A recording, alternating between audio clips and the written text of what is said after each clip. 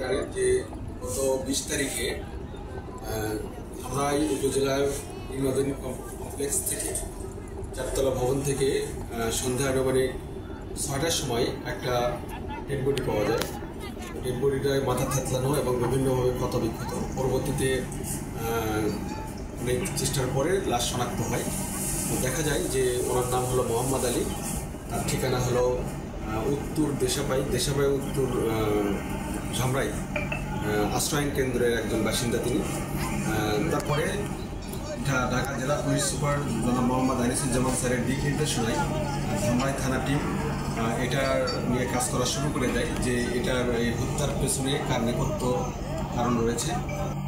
প্রথমে আমরা এটা কাজ করি হলো অটো বাইক ছিনতাইয়ের চক্রকে নিয়ে। পরবর্তীতে যখন এটা দেখা গেল যে ওইদিকে অ্যাঙ্গেল না, পরবর্তীতে আমাদের টেকনোলজি দিয়ে কাজ করা শুরু করা হয়।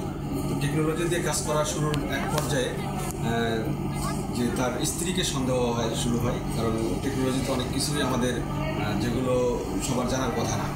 এরপরে তার স্ত্রীকে যখন সন্দেহ হয় তখন স্ত্রীর সাথে কার সক্ষতা রয়েছে তাকে আমরা মার্ক করতে পারি।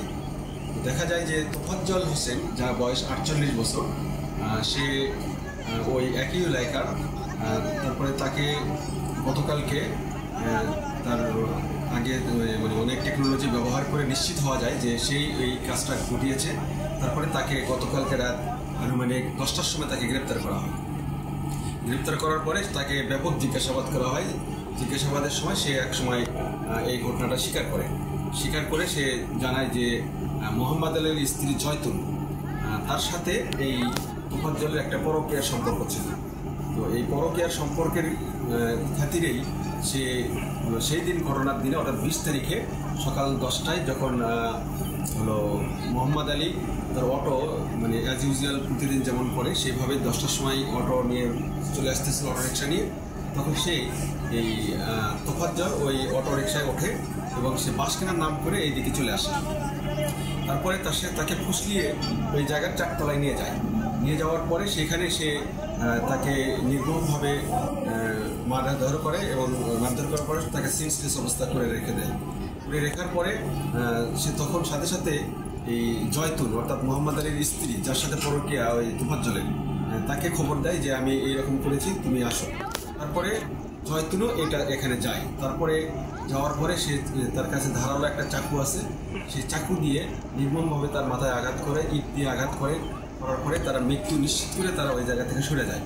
এরপরে গত রাতে যখন তোফাজ্জলকে গ্রেপ্তার করা হলো, তার তথ্য ভিত্তিতে জয়তুনকেও গ্রেপ্তার করা হয়। 10 মিনিট পরে জয়তুনকে নিয়ে আসার পরে সেও স্বীকার করে এবং তার দেখানো জায়গা অনুযায়ী তার দোকান থেকে যে চাকু দিয়ে তাকে হত্যা করা হয়েছে সেই চাকুটা উদ্ধার করা হয়। সুতরাং এখানে মূল রহস্যর উদ্ঘাটনের পেছনে যে ধামরাই থানা পুলিশ কাজ করেছে, এসআই বিপুলও ছিল এর মধ্যে। এটার হলো ওসি সাহেবও ছিলেন। এটার হলো মূল বিষয়টা হলো যে পরকীয়া, এবং পরকীয়ার জের ধরেই তাকে হত্যা করা হয়। এবং প্রায় এই স্বামী স্ত্রীদের মধ্যে অর্থাৎ মোহাম্মদ আলী এবং জয়তুন তার মধ্যে প্রায় ঝগড়া বিবাদ লেগে থাকত এবং তারা প্রায় একে অপরের সাথে মাঝে মাঝে দেখা করত। তো যেহেতু প্রতিবন্ধকতা তৈরি ছিল হলো মোহাম্মদ আলী, সেই জন্য তাকে সরে দেওয়ার জন্য এটা পূর্ব পরিকল্পিতভাবে তাকে হত্যাটা করা হয়। ধন্যবাদ সবাইকে। জড়িত ছিল না? হ্যাঁ, দুজনেই জড়িত ছিল। যেহেতু মানে সে প্রথমে সেন্সলেস করে অবস্থা রেখে তারপরে তার স্ত্রীকে খবর দেয়, অর্থাৎ মোহাম্মদ আলীর স্ত্রীকে।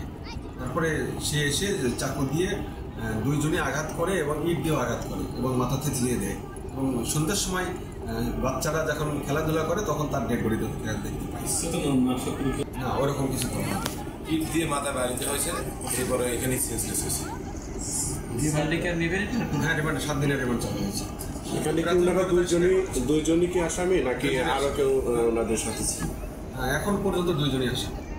স্যার ওনারা জবানবন্দি দিয়েছে? হ্যাঁ, জবানবন্দি দিয়েছে প্রাথমিকভাবে। ধন্যবাদ।